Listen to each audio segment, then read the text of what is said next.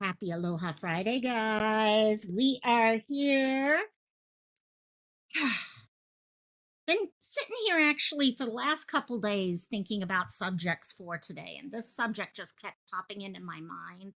I know there's been a lot of discussion, a lot of people who have been dealing with the issue of abusive relationships, domestic violence, all the different words, just even abuse in general. You grow up in an abusive family.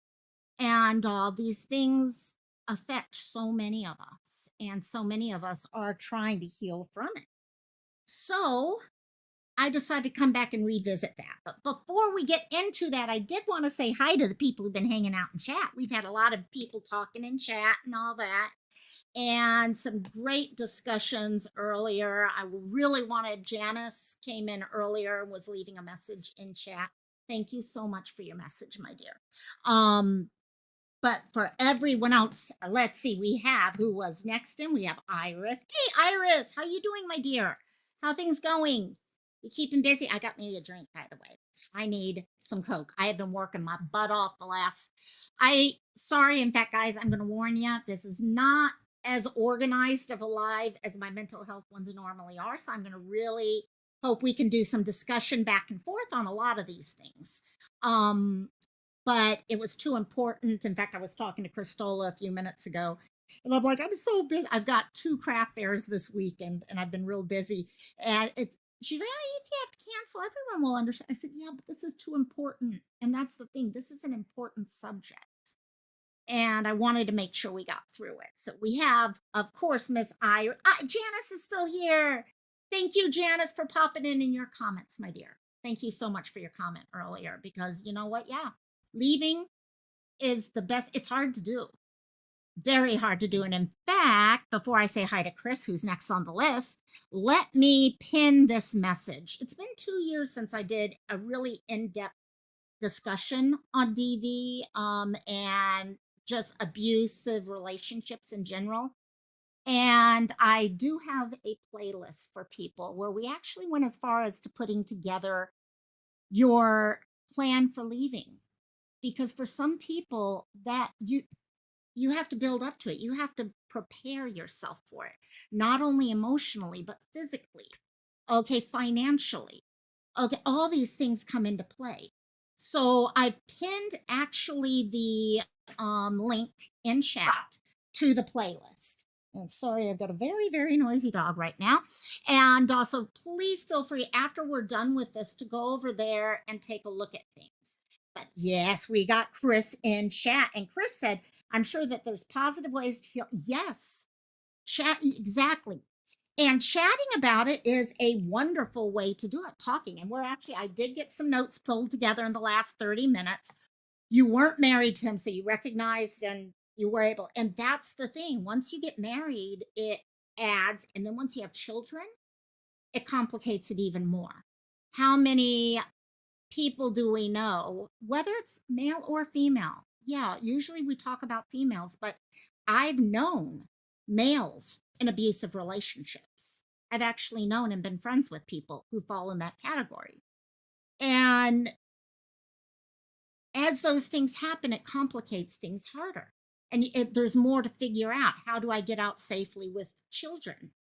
How do I get out safely knowing that we're connected by finances because we're married, things like that. So being able to get out, I'm so happy you were able to do that, because no one deserves to be treated, whether it's a physical, emotional, whatever. No one deserves that. And on recognizing that is what's so hard. And but Chris, love you, my dear. Hope you're doing. There's Butterfly. How you doing, Butterfly? Kisses, my dear. Mwah. Hope you're doing good. Chris just made a comment. What we got here? I know of people who have been through what we're talking about, but I choose and you. That's honestly, I've never had to deal with DV, but I've dealt with abuse, and I have found with me dealing with the things, the emotions and all positively make a difference for me. Some days it's very hard to look at the positive. It's very hard to look at the positive. but it does make a difference. There's Miss Sleuth. How you doing, Sleuth Mom, my dear? And so the next thing I wanted to let everyone know is while we're talking about this today, okay, if we all know 988 is out there for talking, okay, we all have those times that if we need to talk to someone, okay, sometimes it's friends. Sometimes it's calling 988, being able to talk to someone on the phone who has a little bit more training, okay, a little bit more options of who you can connect with about things, because that's what 988 is. They have um other resources at their hands that they can do. So please remember 988. But there's also this 800 number that I have scrolling now. You can also text. So whether it's calling 800 799 7233 or texting START to 88788, you can talk to someone who understands what an abusive relationship is like and can help you with making your plans to get out, or if you're already out, how to deal with the emotions that you're going through. Hello, hello, Miss Donna. How you doing? There's Miss Donna. What? No, there. I just can't highlight the right thing. I'm having problems highlighting today, aren't I?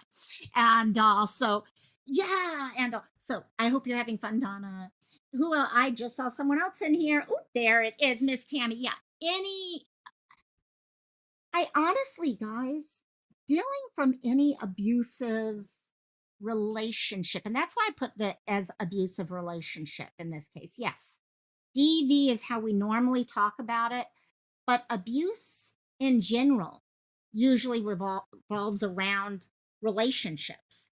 If it's child abuse, it's usually abuse at the hands of an adult, whether it be a parent figure, a teacher, a coach, someone you don't even know, a babysitter. Okay, there's so many things, and healing from it, no matter what it is you're healing from, is individual to the person. Okay, how I've healed from things that happened to me is totally different than others, but you know what? I've been able to use some of those skills that others have told me about to help myself. Hello, Miss Thea. How you doing? And you didn't date for 4 years afterwards. 46 years married. Wow. That's awesome. That is awesome because that's getting to the point of trust again. It's always very hard. It really honestly is hard. How do you, especially when you've trusted someone and they've played with that trust? Trust is one of the first things that you have to regain. Not only trust in others, but trust in yourself. Because if you've been in that abusive relationship, you start questioning all those things in your head. Okay, about, well, I mean, for those of us who've ever dealt with SA or things like that, okay, it's like, oh, well, what, especially some have a tendency, okay, that it seems like we call it towards ourselves half the time. Okay, it's like, oh my God, do I have a red light over my head saying, hey, here I am? And you start looking at it as yourself. What am I do? Am I the one who is calling all these assholes towards me? And no, no, it's not. But getting to where you trust yourself again is hard. Not to mention trusting creating a new relationship. And um Tammy, telling your story is hard. I still haven't told my whole story. I've told bits and pieces of it. I haven't even told my whole story probably to my whole family. And I think the only ones is probably my therapist who knows most, probably 99% of my story. Okay, it's hard. It's really hard to do that because there's so much fear of judgment. There's so much fear of opening up that wound again. I don't know if you guys get that feeling like it's a band aid that's covering all of the emotions and you're trying to heal and you can heal, guys. You can heal. It's hard. And there's times that you take steps forward and then you feel like you take steps back. As long as you're making those steps forward, it don't matter because you're healing from it. I know I'm a much better person for what has happened to me in my life than I would have been if it hadn't. I'm much more empathic now. I care about other people because I know what it's been like to hurt in the past. And I think it's made a difference for me. Hello, Miss Lioness. How you doing? And let's see here. Thea, 100%. You stayed silent for so long, unfortunately, in one situation, too long. Yeah. But once you start speaking, you realize how healing it was. And that's the key. Once you start, it's amazing. For those of you who've been in this type of thing, and you know what? I've got notes here. I'm not even going to follow my notes because I feel like this is a great group where a lot of us have been through shit and talking about it and trying to work. I can go back to notes if I need to at any time. But I know for a lot of us, it's coming to that decision to heal, okay, to actually move forward in our lives and not be stuck, whether that's stuck physically, okay, or whether that's stuck emotionally. So much of me did not want to address, okay, again, not DV, but address my abuse as a, okay, when I was younger, because I didn't want to open up all the doors and pull off that band-aid. But you know what? Like anything else in life, when you do pull that band-aid off, yes, it hurts. But you know what? It becomes stronger. Our body, if you break a bone, okay, that bone heals stronger in the end. And that's what happens. But it's so hard to recognize that because it hurts in the meantime. Who wants to break a freaking bone? And what we got here? Janice, I'm way stronger because of it. No one will ever hurt you. That and Janice, that's what I'm so when you made the comments that you did before we even went into today's live, it I could see that strength because you can see when people start making those decisions. And guys, abuse comes in many ways, even in relationships. Okay, there's so many types. I could ask you guys what types of ways, those of you who've been in an abusive relationship before, how what types of abuse? Well, yeah, you've got your physical, emotional, okay, verbal, you've got sexual abuse that happens in DV relationships. Those are not just things that happen when you're 5, 6 years old or stuff like that. That also happens in adult relationships. Spiritual stuff, okay, reproductive coercion, financial, Thea, yes, financial abuse. How many times in an abusive relationship do you have one person who is basically supporting the other person? And we hear about maybe alcohol is involved and that person's going out and it's like, well, sign over. You've ever watched the movie Waitress? They made it into a Broadway show. I mean, that was full force, physical, emotional. Okay. In that case, you dealt with reproductive. Okay. Financial. Every day she'd come home and have to take her tips as a waitress, give them to her husband. He'd grab all those and he'd run off and drink. So when she became pregnant, what did she do? She started hiding that money because she decided it's time for me to leave. It's time for me to leave. I'm making those. And again, remember what I've got pinned up there. I've got the playlist, which does include a very, very detailed, okay, live I did on developing your get out of there plan. You literally just watch. It's one of my favorite Broadway musicals. In fact, one of the songs I sing on when I do karaoke is from Waitress. It's, oh my gosh, it's one of the most amazing things. You also have psychological abuse. Yeah.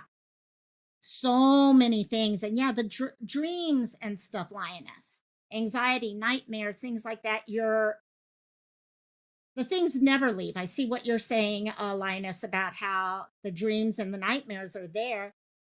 And yeah, you're healing. You're never healed. Let me ask you guys that. Do any of you guys ever feel like you're totally healed from all this stuff? I don't. I think I still deal with things. Now does my pain lead my life? No. My abuse is not what lives my life for me anymore. It may have back when I was younger, but it doesn't now. But it still pops up. No, Lioness is saying no. Barely healed. Yeah.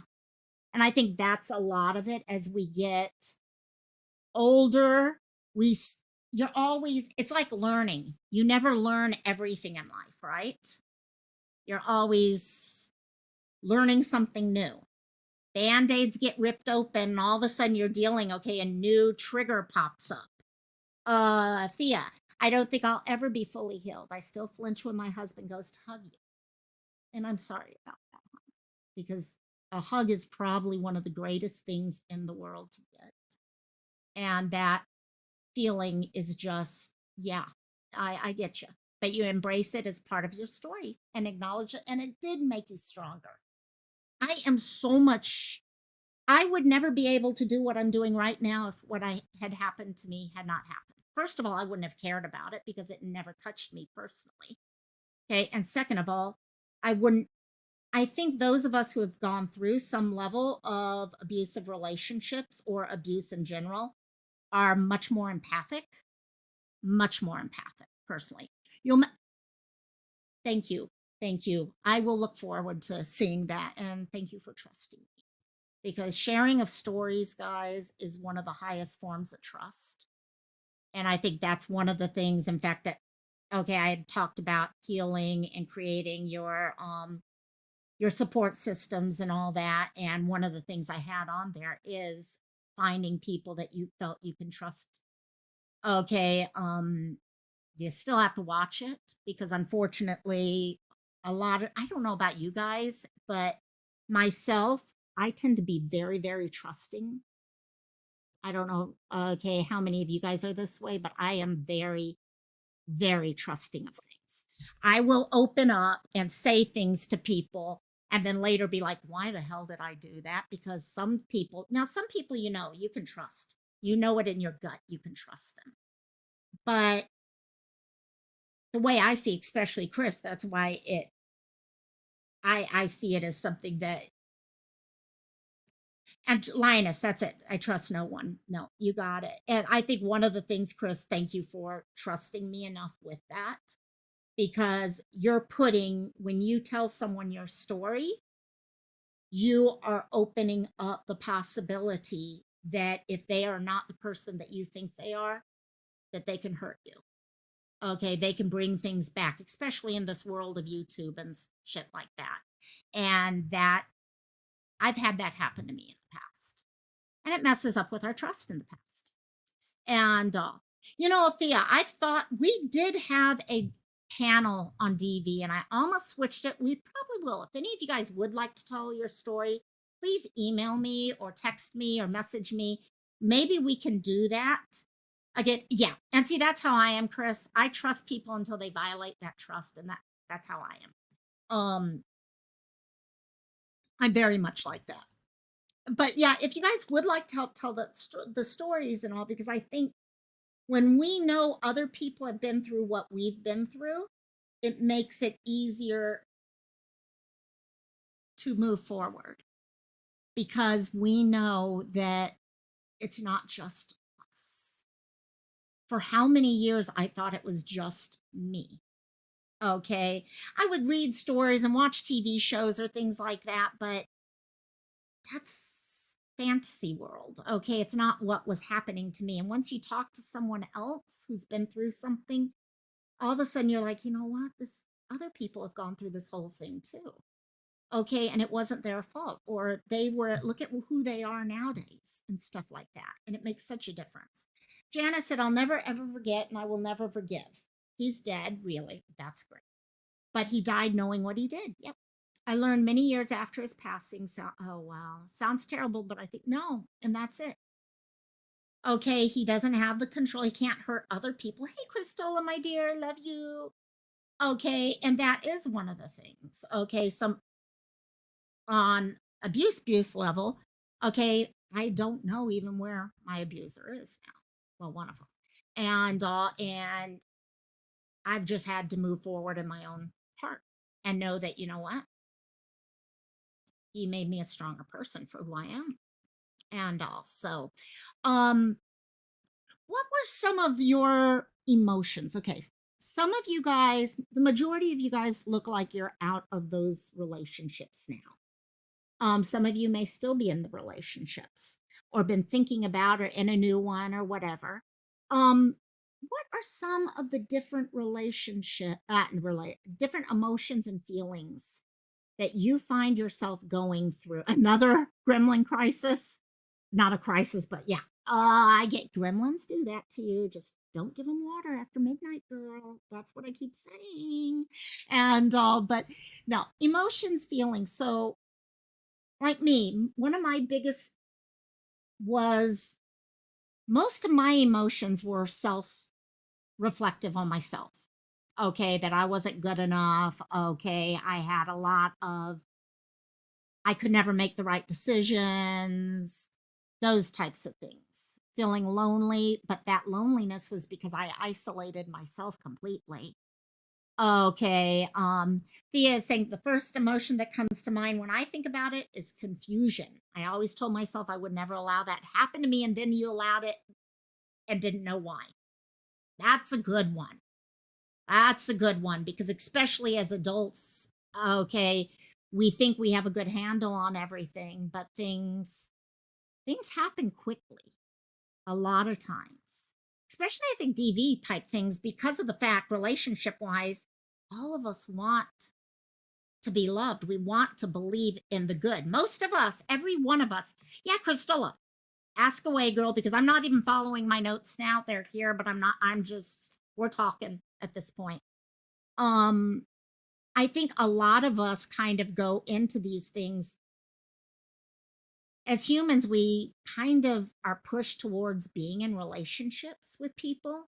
Okay, even me, I'm 52 years old. I'm not in a relationship right now, but I think all of us kind of have this feeling we're pushed towards relationships our whole life. So when all of a sudden someone shows up and they're talking about how awesome you are, you know that honeymoon stage of dating or whatever, and our eyes are closed to all that. Even if we have massive red flags going off. Okay, is that it? Hey there, dear. And even if we have, oops, sorry, I just sat on my dog. And but even if we have this feeling, actually, I'll come back to crystals in just a second. We go into the thing, that relationship, that person may be giving us massive red flags. I have some friends, okay, in the last year or so in my life here locally in Hawaii, okay, that there's massive red flags. And it's like, what? But there's still this, oh, but it could still be real. It could be different. It could be, and we're always there hoping and hoping. And then when we do realize it, oh, wait, I know, but I should have known what yeah. So that confusion, definitely. Okay, what do we have here on crystals? Has anybody been the aggressive one to be not the victim and find you're messed up? Interesting, interesting. And are you saying the aggressor in a DV type relationship? Now, there is one thing I found with DV. There's something called reactive abuse. Okay, what did Thea just say? Thea just said, after my DV relationship ended, I found myself emotionally abusing myself and loved ones because I didn't know where to place the anger. Yeah, yes, yes. And also, well, plus we're kind of, anger is part of that. And if you have a hard time expressing anger to begin with, you're going to push it out towards the people you care about the most. And you're trying to still deal with things. Um, how many of you guys have ever heard of reactive abuse? Put a one in chat if you have heard about reactive abuse. Put a two if it's a new idea for you. Um, Crystal had said, I have been, yes, in order to not be the victim. That no, and that standing up to yourself and just yes to that, yeah, no, I can understand where you're coming from. Reactive abuse, while you guys are thinking that, getting the numbers in there, reactive abuse is something I really realized was a true thing during the Gabby Petito case. Before that, I saw reactive abuse, but didn't know it was a thing. Okay, when you hear of people that they're just a toxic relationship, you see these couples that are just toxic, they're just not meant to be together and all. Not all the time, but many times it's because of this reactive abuse side. Reactive abuse happens when you have someone who is being abused and they respond with abuse. Okay, hitting back, yelling back, being angry, things like that. So that's why, for example, like I said, Gabby Petito, we saw people talking about how they would be yelling at each other. And then, of course, she'd be coming back saying, I'm sorry, sorry, this is just, and it was like this just toxic relationship. Okay. And that becomes the whole idea of what reactive abuse is. So when all of a sudden you had the police looking into it and they're like, well, he has the scratches, but we know damn well that he also was abusing her. That's where it comes from. Because one person, rather than responding by totally going meek and quiet, you respond physically, you respond verbally as a way to respond. Okay, and that becomes, I did a whole live on reactive abuse because it was so new to me because I am one who does not do well with things. Love you, JP, my dear. Love you, my dear. Take care. No, and that's it. None of us are perfect. We all have our things. No problem, Christola. And Lioness, I was always a fighter after childhood abuse. Then during the spousal abuse, I became very angry and testy. I am cold, very cold with people everywhere, hard. I don't want to be, you just are. And I think that so many, especially if you adult and like you just mentioned, abuse as a child, there are different ways people respond to abuse as a child because you're still becoming that little human that you are. And some children respond by being meek and quiet and shy and, oh, if no one knows I'm here, then nothing will happen. Others become very, very hard. Okay. Some become sexually prolific. Okay. That's one thing I had done as I was going through all my stuff, trying to figure out exactly what happened to me and how it affected me. That's when I started realizing how different people respond and how it changes who they are. And that's why I say when people talk about how healing is different for each person, that's why abuse affects us all differently. We are all different personalities. And because of that, it affects us differently and we heal from it differently. Thea, I think I experienced abuse from my parent and didn't realize subconsciously that's probably why I thought my DV relationship was normal. Yeah. We talk about domestication. Okay, Rosalie and my favorite word when we talk about the Four Agreements, which, by the way, for those of you who have never read the book, The Four Agreements, I've done a couple lives on it before. It was one of the books that helped me heal more than anything else, to be honest. And also, just amazing, amazing there. But I can see where domestication, the idea behind that is we are created out of what we see around us. If a child grows up around a mother and father who are always fighting, okay, it may not be overt abuse, but maybe what we only see is what we see. Okay, and we're feeling the tension from it. Or maybe it's because one of the people was the type who was like, okay, I just will make them happy all the time. So we start seeing that as the way that we need to act as we get older. Okay, most of us, a lot of times people will say, oh, yeah, okay, I married someone just like my mom or just like my dad or stuff like that. Yeah, that happens in positive and negative situations. So I can definitely see that. Some of the other emotions that I was trying to get a idea of what types of relationship abuse emotions come together, and they talk about a lot of the same things many do. Missing your ex. Those of you who have left a abusive relationship, did you find yourself actually missing your ex as you were leaving that relationship? A lot of us, we depend on contact with other human beings.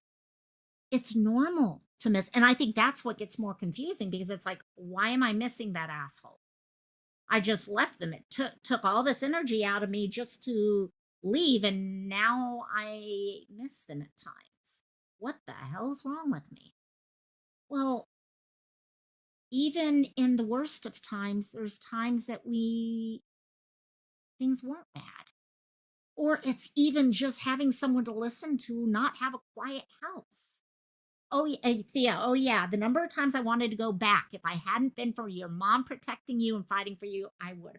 And that's why that support group is so important, because that support team, that whether it's a group, whether it's a couple people, Lioness left 5 times before finally left. Took years. And that, I forget what the number is, but there's a certain number of times a person will leave before they actually leave. And it's not just one or two. And so welcome back, Christola. And no worries, my dear. Um, but yeah, that feeling of missing, and yes, how many of them do come back? Because 7 times, thank you, Lioness. I knew there was a number to that. So 7 times someone will, and a lot of times it is.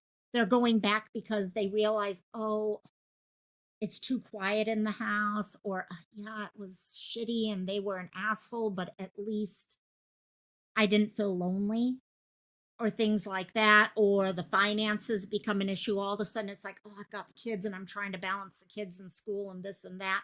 And when you're not with a person, you tend to a lot of times see the positive before the negative. We tend to look at things that way. So when you're not with them anymore, a lot of times your mind keeps going back to the positive side of things rather than the negative things. So you end up going back, and then you realize, oh wait, this is why I left actually. Um just that loneliness, and then debating, do I go back, do I not go back? uh you know what, drop Discord actually, because it changes, the link changes each week, so I don't have it on the bot. My bot does not have that. Thanks for asking, girl. Let's see, what other types of things? Being able to, okay, if you've been in an abusive relationship, a lot of times that partner is telling you how shitty you are at making decisions, how shitty you are at doing this or doing that. So when you're on your own for the first time, okay, and you're trying to make a go of it, that little voice in the back of your head is like, oh, I can't make this. I don't do well at making decisions. Hey, Mel, love you, my dear. Mwah, love you. And so that your mind continues playing with that little idea of, oh, oh gosh, I gotta figure out, I've got to go take care of this right now. Oh, what if I make the wrong decision? Because that person has told you for so many times that you can't make those decisions. Your self-doubt, that self-doubt is real. um and it becomes hard to become independent. That's why I think the 7 times is such a thing, because each time you become more and more independent. Each time you're realizing, I can do this. I just got to do it. You worry more about your friend, about friendships. See, and that's, yeah, or family. Yes. No, that's a good one. That's a good one. Yeah. With family. And do you, okay, when you're saying you worry about, are you worried about anything happening to them? Because I know that's one thing that okay, I've had friends actually talk about, that they're worried if they break up with someone that something may happen there, or that friend or family might start questioning them or thinking bad about them. Thea, I started hating myself and convincing myself that I deserved it because I continued to stay. It took an frick, girl. I'm so happy you got out of that, girl. I am. They do. They want to make you weak minded. It's all about gaslighting. Okay, that's what they do the best is gaslight you like crazy, and to make you question things, to make you hate yourself, like Thea is saying. Okay, because you know what? You keep hearing these things, and especially if you're not able to decide to leave, and you think you're the only one who can't leave. Yet then you hear the numbers of 7 people leave 7 times before they actually leave on average. That's average. That means some people are gone after one, but some people may be coming back 13, 14, 15 times. That's an average. So it's important to remember that. I agree, Chris. Never happening. Never happening. And Crystal, delete. No, no worries. No worries, my dear. And so that happens. We all get worried about what might be popping up, but I'm really happy she stayed on with to talk about this. Um, so yeah, I think that's one. What else? Lingering fears.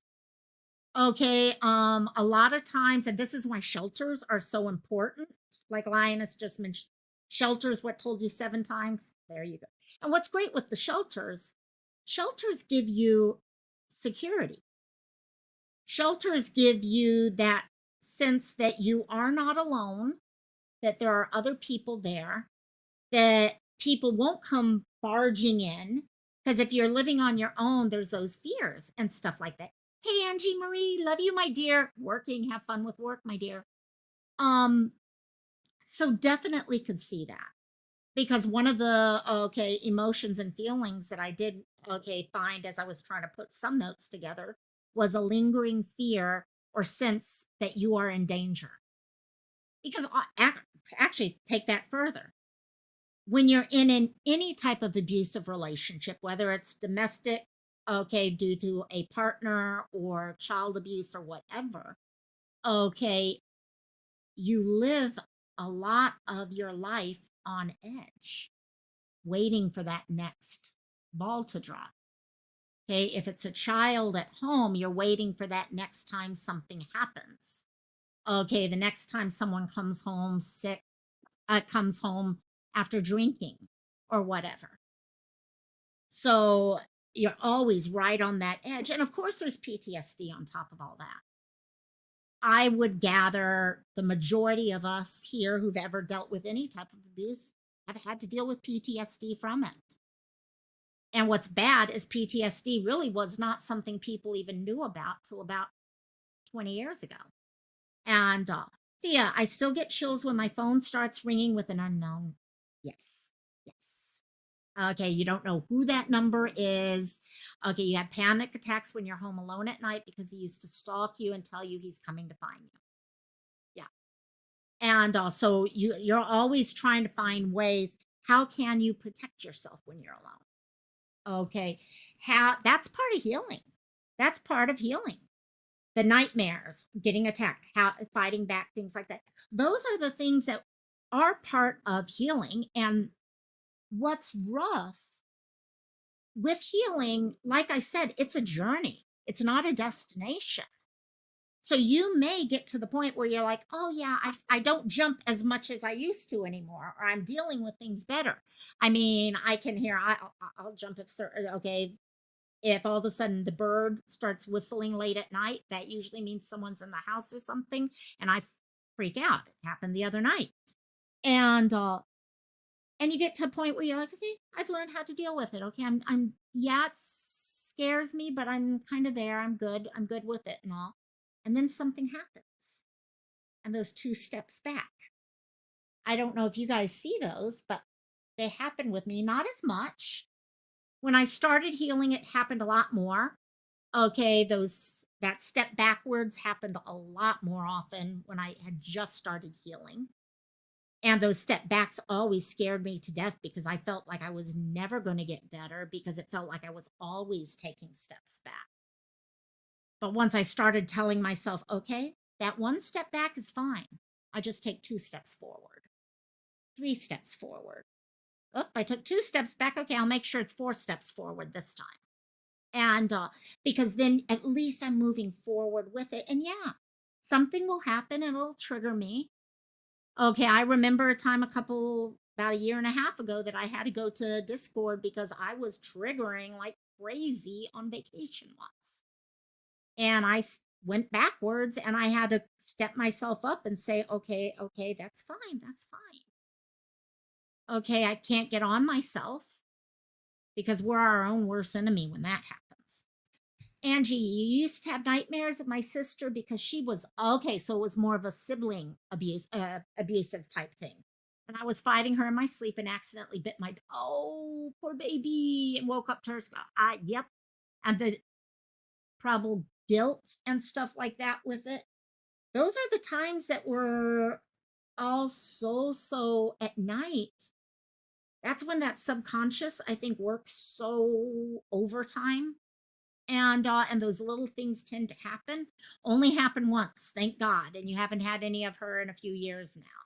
See, and that's the thing. A lot of us, and that's why I put healing after an abusive relationship, not healing after DV or anything like that, because I haven't had to deal with DV. I had an amazing family growing up. Okay, I'm not dating right now or anything like that. Okay, I had a little bit of a stalker issue at one time, but that was it. Nothing really ever bad on those levels. But a relationship is not always romantic. There can be others, like a sibling relationship. And you're still healing from that just in just the same way that someone is dealing with other types. Yes, healing is different for each of us because the abuse was different for each of us. Yeah. You never had awful dreams, but that's because you're a night owl. Yeah, stay up at night and then you're good. That's actually, yes. You bet. Oh, see, some people think that. No. See, it's those text messages in the middle. No, oh my God. I used to have someone way back in the days of the phone call stalk type thing. Oh, ugh. I don't even like thinking back to that, but yes. And so it's nuts. I love you, girl. I love you. I love you. And also, but everyone has to heal. And you know what? Whether it is a sibling, parental, okay, significant other, okay, coworker. Some people have had to deal with abusive coworkers. And yeah, the way that we all stalk each other on Messenger, it's real. Messenger, yeah, it's real. Trust me. and, so we talked about those negative feelings, okay, when trying to heal from an abusive relationship. Let's talk about what Chris was talking about earlier. What about your positive feelings? When you started healing from an abusive relationship, whether that was the first time you left or you thought about leaving, because honestly, sometimes when you just decide in your head, you may still be there, but you're like, you know what, I'm going to leave. Someday I'm going to leave. I'm going to get there. I'm going to start making my plans now and I'm going to get out of here. Okay. Positive feelings come with that also. Okay. So what are some of those positive feelings that you guys have found yourself with? I know for me, I became much more confident. It's taken a hell of a long time to get more confident, but I literally started to get from the moment I started addressing issues, I started feeling a little bit more belief in myself. Like, you know what? Maybe I can do this. Maybe I can address these things that are keeping me up in the middle of the night, memories and waking me up and stuff like that. Okay, healing. You stayed away from all people, especially men. Yeah. And I still to this days have dreams about your mother. Yeah. And she's always explaining how to do this. and, um, some people, oh, there's Thea's got a good one here. For me, I'm much braver and stronger than you ever realized you could be. Amen. Right there. Now I know there isn't a single thing life can throw at you that you can't take on. Yeah. Yeah, exactly. Amen right there. Okay, I don't know how many of you guys are religious, but I've always believed that, and I have had to believe this for myself. God's not going to throw anything my direction that I can't handle.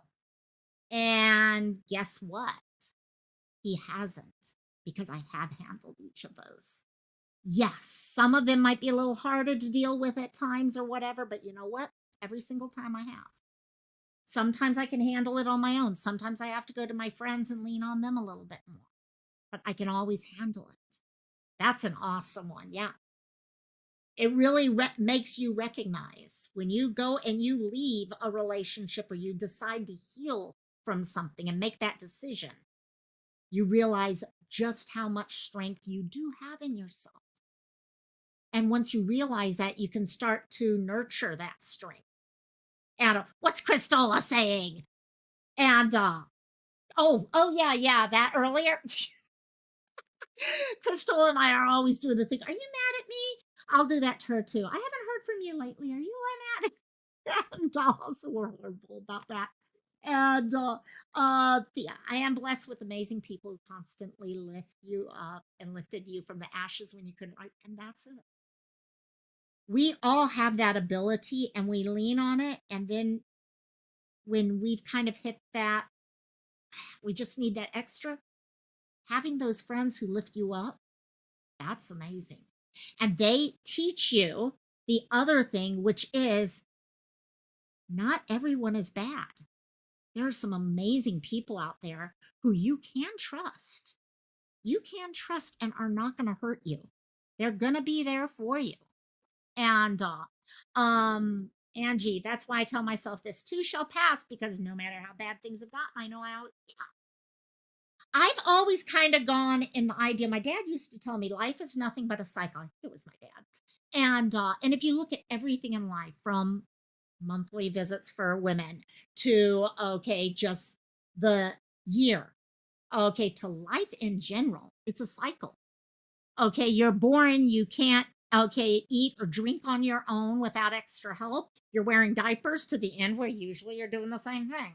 And life is a cycle. So for every single freaking time that I hit that bottom of that cycle, I'm going to go back up. I just got to believe that it is going to go back up. It can't keep going down. And hey there, Andrew. Welcome, welcome, welcome, Andrew. I just saw you there. Hey there, welcome. And let's see. I think I saw something from Sleuth there. It was I was silenced and always taught to lie about your. Yep. As a kid, and when I was in the DV situation, yeah. Because if you lie about it, then it's not happening. Yet it's still affecting you emotionally. It's still there. And the problem is, we're taught at that point not to talk about anything that matters to us, which I think is why it's sometimes hard for people who've gone through that to ask for help, because we're taught to stay quiet our whole life about it. Don't say anything about this when that happened. Okay, don't say anything about what happens when so and so comes home.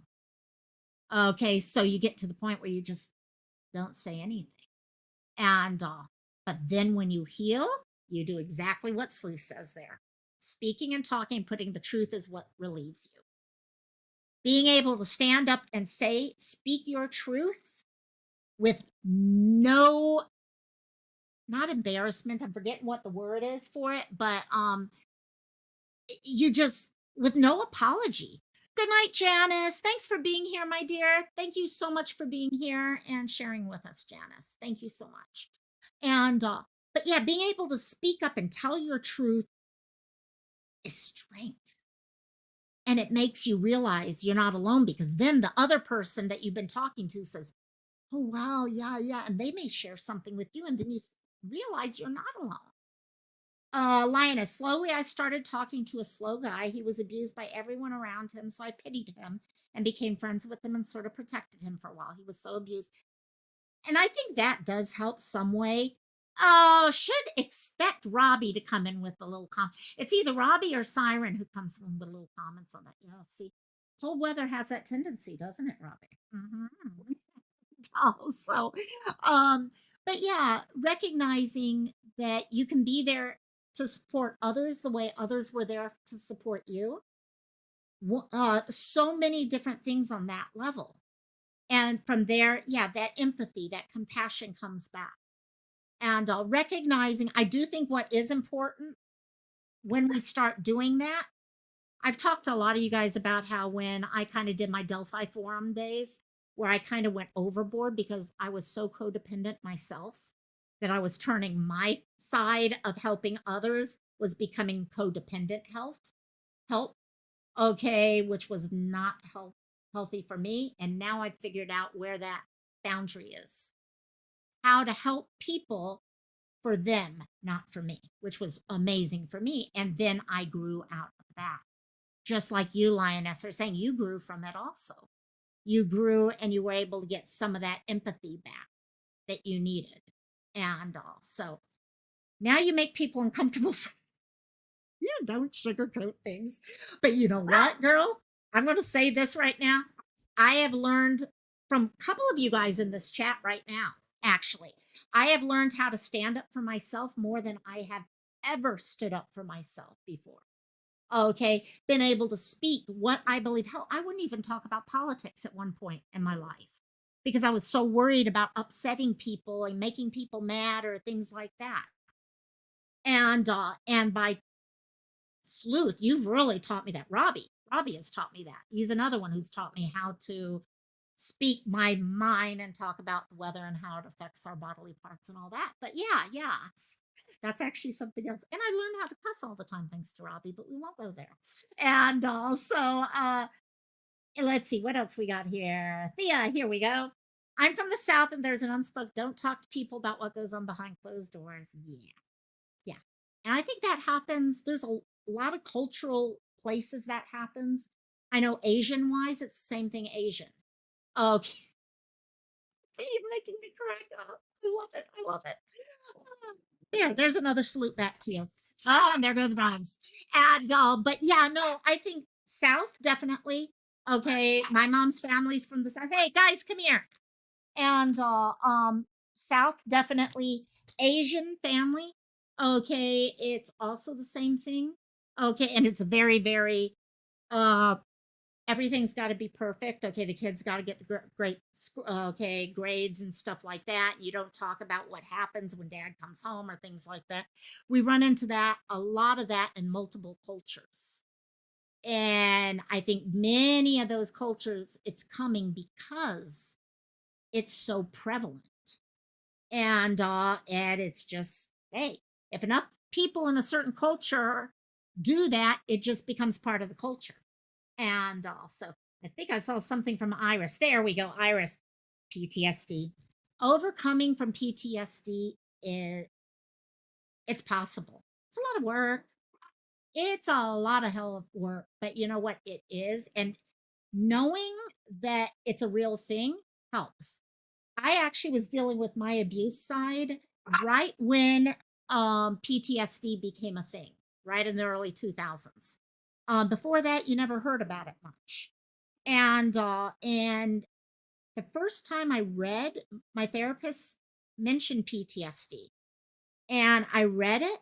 I was like, oh, that's why. That's why this is okay. That and it there's knowledge and there's power in knowledge. Okay, there's strength in knowledge. There is this feeling that I'm worth it that comes out of knowledge, knowing that I'm okay, that it's not just me, that there's a reason there. It's not an excuse. And you guys know how I feel about people who turn their whatever happened to them into an excuse because I don't agree with that because you can't grow at that point. And I know we can all grow. I know that comes from fear. I do know it comes from fear.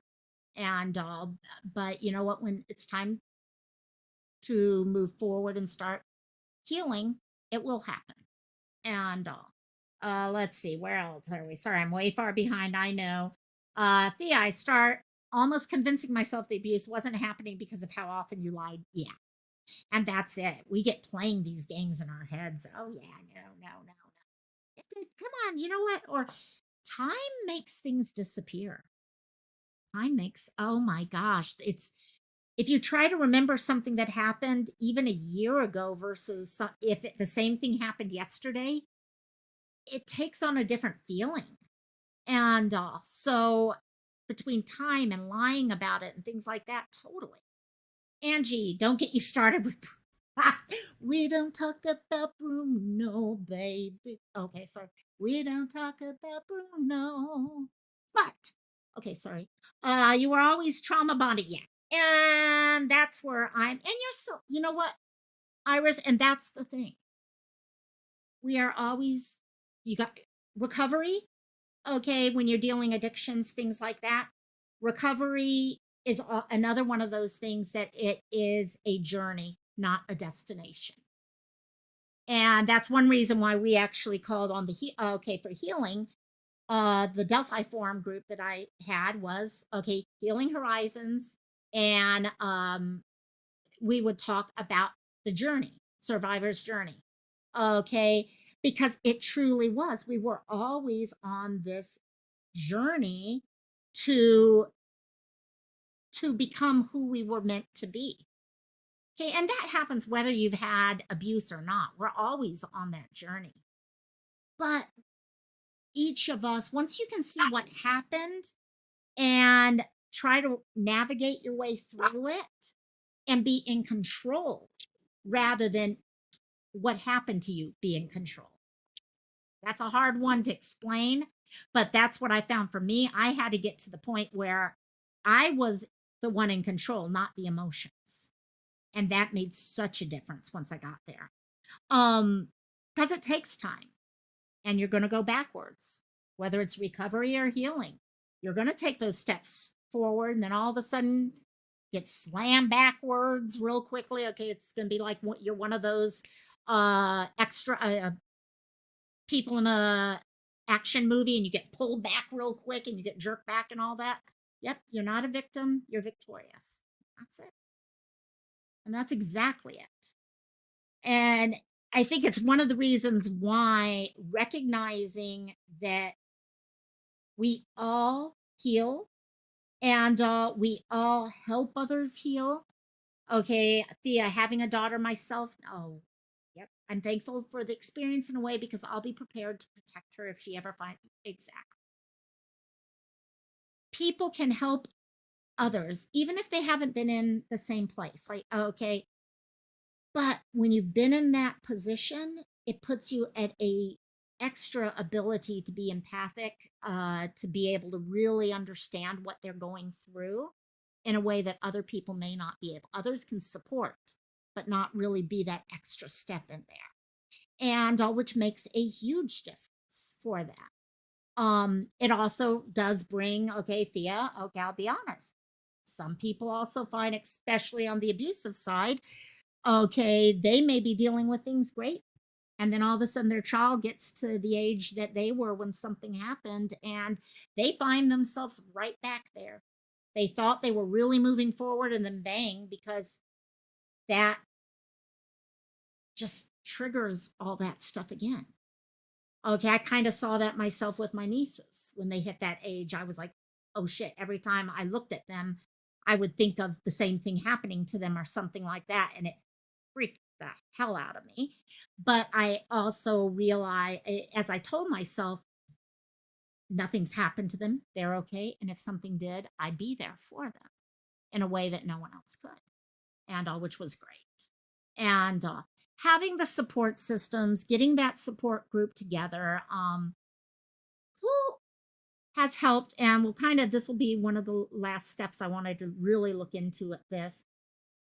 For those of you, we've talked about the emotions that all of us have gone through, positive, negative, things like that. Support systems. Talked a little bit about that. Who became your best support group people? Who did you include in? And you don't have to say names. I'm not talking names. I'm talking about the types of people. Was your support group made up of family, friends, a therapist maybe? Who did you find were usually the ones best available to you to help you in your healing journey? And I know with me, therapist was very important, very, very important. Pastor, that's a good one right there. Pastor, very, very much so. In fact, combine that and what Lioness just said. My mom, when I started going through stuff, she actually told me I was looking for a therapist. And she said, look for a therapist who's also, okay, has that religious or belief side. Belief side. Okay, not religion, but belief. Okay, because then you could lean on that at the same time. And I found many, many people that were therapists who also had that side of belief and whatever that belief be there, which was a huge help for me. Teachers, definitely. One thing I came across that I had never thought about, but it makes sense, is a personal trainer. I had never thought about including a personal trainer in my support system. But if you think about it, and Iris, I've watched you with this, okay, physical activity can be one way we heal. Okay, physical activity puts out the endorphins and stuff like that. So, for those who are able to get an actual personal trainer at the Y or at the gym or whatever like that, that person is not only there to help you with the physical activity side, but if you get to that level of trust with them that they become part of your support circle, you're combining both sides. I had never thought about that, but it made sense. Thea, your vocal coach. Nice. See, and that's the thing. You never would have thought. It's just finding those people that connect just perfectly with things. Your mom and now your husband who walks through your trauma every day with grace. Yep, there you go. My mom is one of probably my most important one. A couple of you guys here on YouTube are definitely in my list.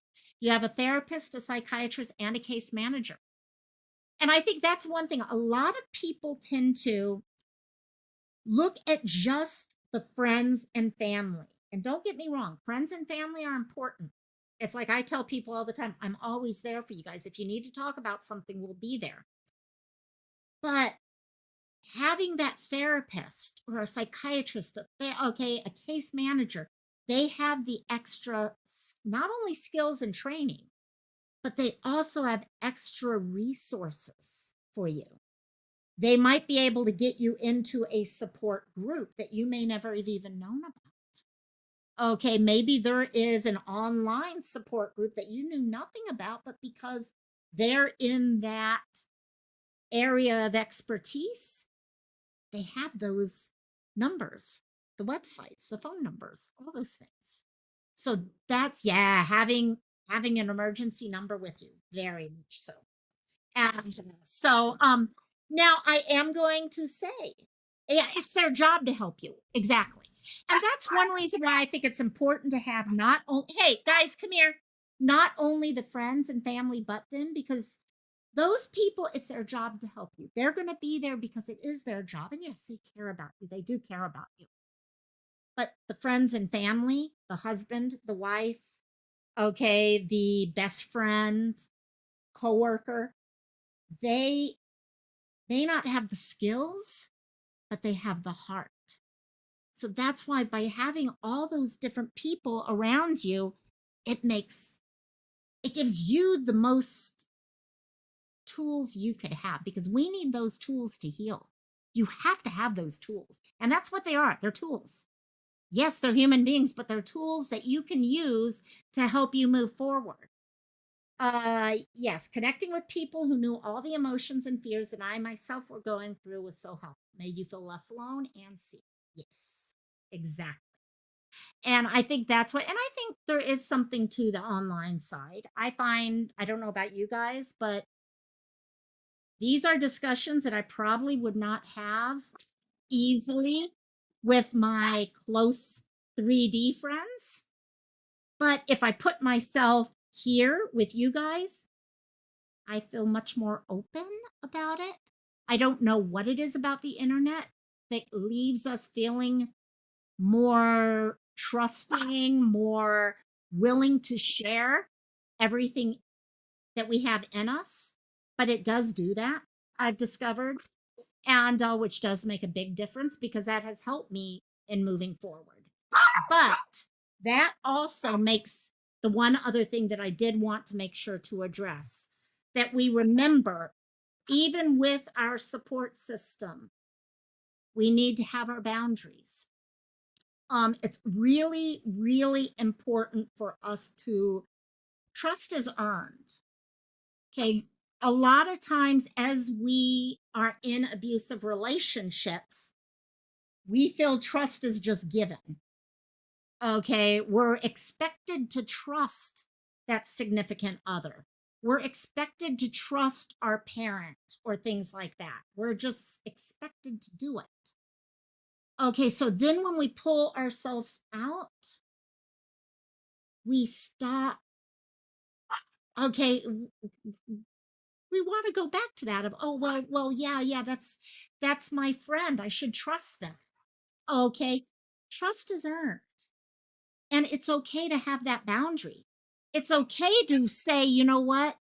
I'm okay talking to my therapist up to this point. I just don't feel comfortable talking beyond that. And that's important because it's also teaching you boundaries, which is usually very much needed for every one of us. And so something always remember, especially the online stuff, guys. It's very easy for us all to jump in. And I know there's been issues in the past cases.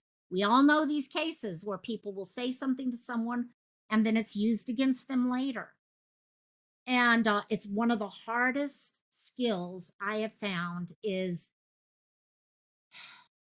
how to read people, how to listen to my own warnings and alerts, and believe if my heart is telling me be wary of that, okay, I need to believe myself.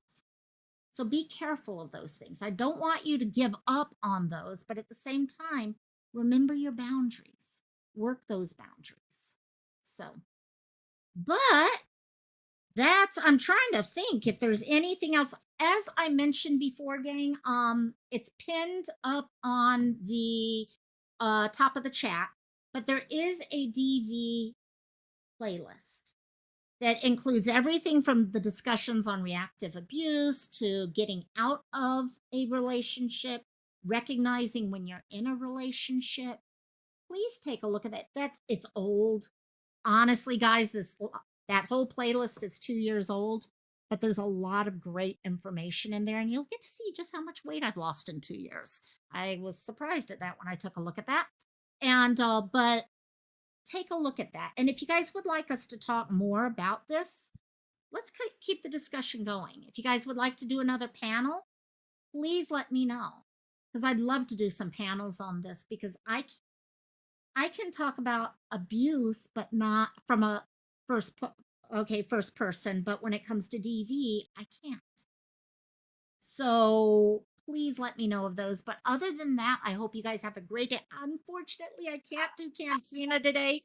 I wanted to, but I have a hell of a lot of work to do before I've got to uh, be out of the house by 6 a.m., maybe even 5:45 tomorrow morning. So I got a lot of stuff to do. So please hit thumbs up, subscribe, but please, the thumbs up gang. I've never been one to really push that, but I do know it helps in getting things out in the algorithm. And this is one of those subjects that needs to get out of the algorithm so more people know it's not just them. And also, love each and every one of you. I am going to go back to sealing a bunch of diamond painting stuff, and I will see you on Monday. Monday. Yes, Monday. That's it. By the way, great news for those of you who didn't know, Ella, the girl that we talked about on Monday, was found and she's coming home. And the guy who she was with was put into custody. So, love each and every one of you. Thank you guys, all of you who helped out with these conversations. Thank you, Thea. You know, this is what you said about the conversations being healing. That's how I feel it too. So that's why it really helps me when I come in and we're all talking about it. So I thank you guys. So Love each and every one of you, and I will talk to y'all later. Bye, Sleep. Bye, Linus. Bye, Christella. Bye, every Iris. Love you. Talk to y'all later. Bye bye.